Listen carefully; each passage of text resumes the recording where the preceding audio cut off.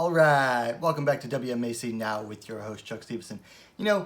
With the hustle and bustle of worrying about, who's doing what in the rankings, who's facing the champ next, who does the champ want to face next, and, who's moving around in the rankings, who's calling out who, people get so worried about those fights that sometimes they, overlook some fights that are just really fun fights that, don't necessarily have those high stakes. And, sometimes those fights, because they don't have those high stakes, allows the fighters to just really let loose and just tear into each other. And sometimes, the fights are just match made in a way that that's just the styles of those fighters, and they go into each other and tear into each other anyway. Sometimes those fights, because of having those low stakes, they just get overlooked.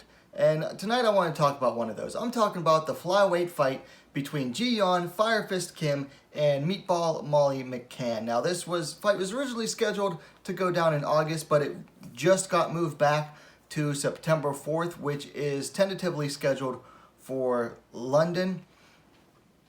This fight, I think, is getting no love right now, and it really should be, because this is one of those fights that you have two fighters who love to go in there and just throw down and go in there and provide a fun fight atmosphere. And because of neither of them are ranked, they're not worried about trying to just go in there and eke out a win to not lose their ranking, because they're trying to go in there and get a win to get back into the rankings, which means they need to impress. This fight, I feel, has been getting no love. So let's give it some love tonight. Let's take a look at the stats here. Fire Fist Kim coming in at 9-3-2. Meatball Molly coming in at 10-4. Now, Kim is coming off a loss to Alexa Grasso via decision 9 months ago. Before that, had a win over Nadia Kassim a year and 8 months ago via TKO. McCann, not doing so good lately. She's coming off of 2 straight losses, both of them via decision. First to Tyler Santos a little under a year ago, and then to Lara Procopio 4 months ago. They are the same age at 31 years old. Kim a little bit taller, 5 feet 7 inch, 170 centimeters tall, to McCann's 5 feet 4 inch, 163 centimeters tall.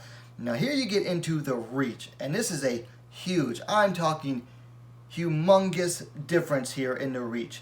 72 inch, 183 centimeters for Kim to 62 inch, 157 centimeters for McCann. That's a 10-inch reach advantage. And, I was watching one of Kim's fights earlier, and, Dominic Cruz was saying 72-inch reach, that's something you see in like lightweight, welterweight, and here she is at women's flyweight carrying around that reach. That is just enormous reach that she's bringing into this fight.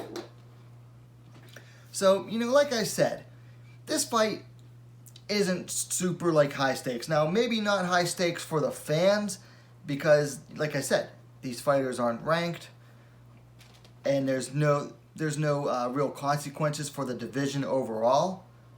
But there is some stakes for this, okay? Because both could be in danger of getting cut. Now, Kim, of course, is loss in her last 3. Whereas McCann, of course, like I said earlier, is 2 straight losses. So neither of them can really afford to lose here.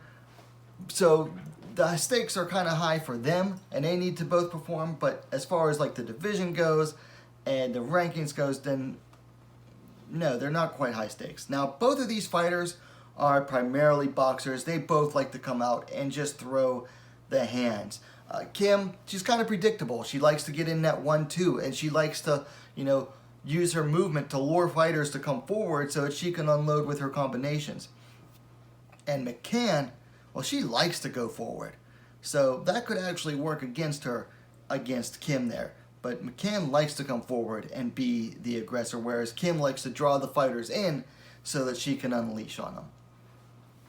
Now, McCann has shown some improvement in her ground game recently. She threatened Lara Procopio with a really tight armbar. So she went from being a fighter with almost no ground game to really showing some improvement in a short amount of time. Whereas Kim, she has an underrated and underutilized ground game. I always feel like we never get to see her ground game in fights, so it goes very underutilized, and therefore it's underrated. Now, what interests me, or what has me really interested in this fight is, I'm interested to see what new things each fighter is going to bring. McCann has shown a lot of improvement over her past several fights. She comes in with something new each fight. Even in the fights that she lost to Santos and Procopio, she had shown some improvement. Now, whereas Kim, she's known for basically having kind of plateaued in her game, but recently she was doing some rehab work at the UFCPI, and ever since then she's staying in Vegas, and she has been working a lot with Team Syndicate and their strong team of lady fighters over there. So I'm really excited to see, what Team Syndicate is going to do for her game as well. So I expect both of these fighters to bring some new elements into their game and change it up overall that could really make this fight more interesting than just the typical slugfest that, we've come to expect from each fighter. So really excited to see. So like I said, they're primarily boxers. We know these fighters are going to look to work the hands, to throw the hands. We know McCann likes to come forward, and we know Kim likes fighters to come forward, and they're both going to plan to unleash. And like I said, they have that underrated ground game. McCann has worked on hers a lot, and Kim, because it's underutilized, is underrated. And each fighter should be bringing in some new things. So really excited to see what each of these bring. So there you have it, my early thoughts on this fight. Now, as for winner, it's still early.